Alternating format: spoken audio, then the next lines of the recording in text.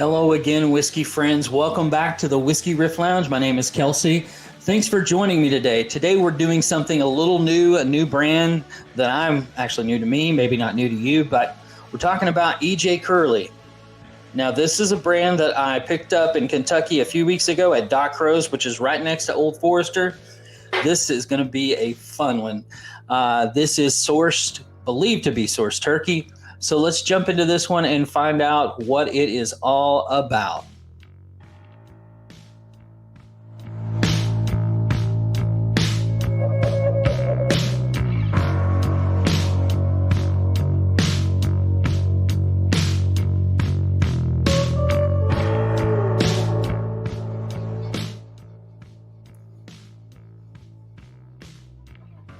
All right, guys.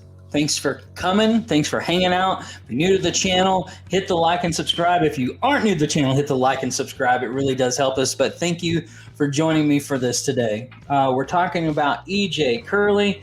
Now, this is kind of a new brand for most of everybody, I would assume. It hasn't been around too long, maybe a couple of years, but it is very new to me. So let's jump into this. This is, again, EJ Curley is 120.6 proof. Let's see if I can get that to focus.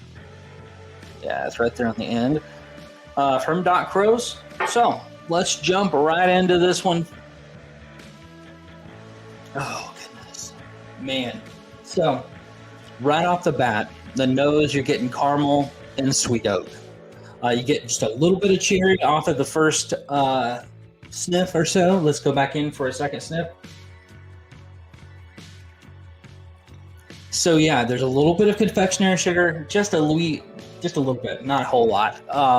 So with this one, the thing that I love about this supposedly sourced turkey is that it's barrel proof. It's 120.6. It kind of jumps out at the glass at you, not having to stick in and try to find, all of those notes. But it's all there. It's all jumping out at the glass at you. So let's give this a taste and see what the palate's like. Cheers to everybody, and cheers to hello again, whiskey friends, Glenn, Darrell, and Jeff.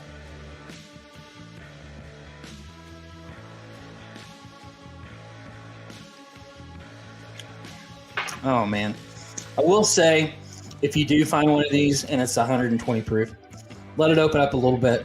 It really gets a lot sweeter the more you have air get to it.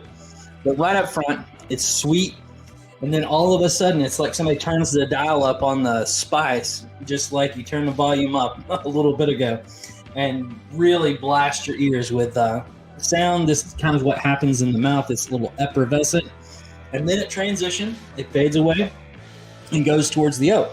So let's go in for a second sip and kind of see how that mid palate stacks up against the front of the palate.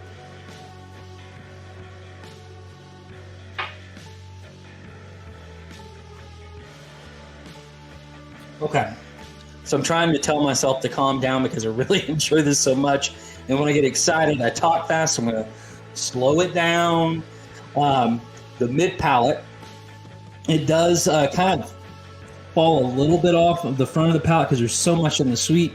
But the rye spice comes back really, really well on the second sip. It's a little bit more subdued because your palate gets acclimated to that proof point. But overall, that mid palate is really nice as well. Let's go in for another sip and see how consistent this is. Cheers, whiskey friends.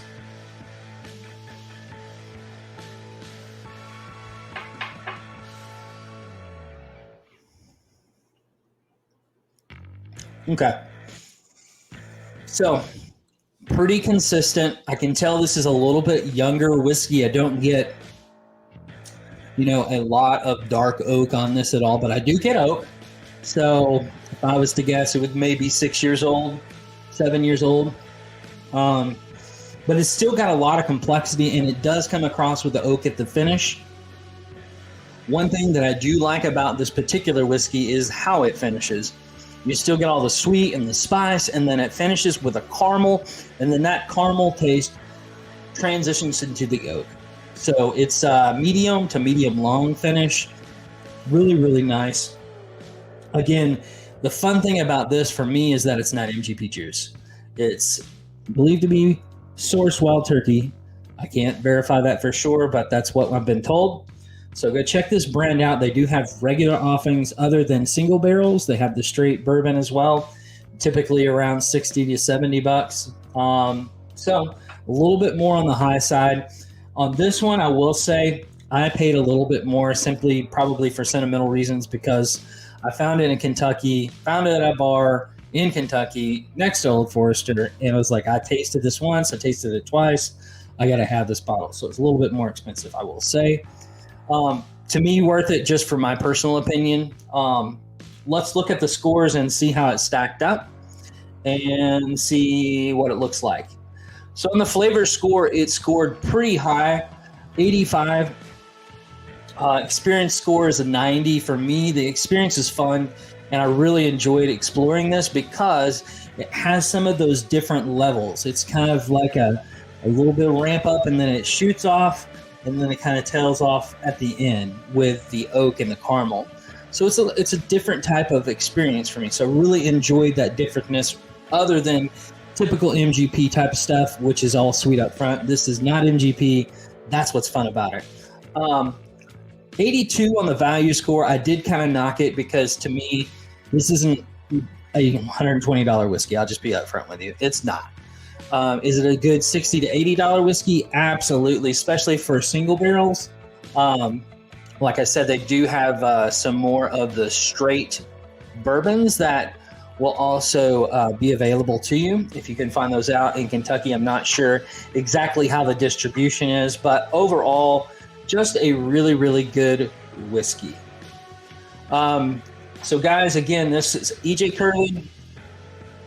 This is a single barrel from Doc Crow's that I picked up in Kentucky. Overall, really, really good experience for me. I enjoyed it, like I said, because of it's not just your typical MGP single barrel. It's something different, something new. Like I said, my advice to you would be check these out, try before you buy. That's kind of the reason that I bought this one, because I tried it before I bought it. It was worth it to me. So let me know if it's worth it to you. If you guys have tried this, make sure you put in these comments down here. We love to hear from you. If you have questions, Jeff always addresses those questions on Tuesday. So leave those questions in the comments if you do. If you want to see a head-to-head, leave those comments down below. We will do that. I will do that. Darrell will do that. Any one, three of us would do that. So make sure you join us Wednesday nights at our lives. And thanks so much for the support, guys. We'll see you next time right here in the Whiskey Riff Lounge. Jeff, just be friends with me.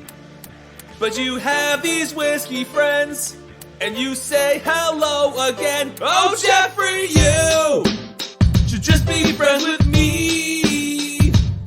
But you have these whiskey friends, and you say hello again. Oh, Jeffrey, you should just be friends with me. But you have these whiskey friends.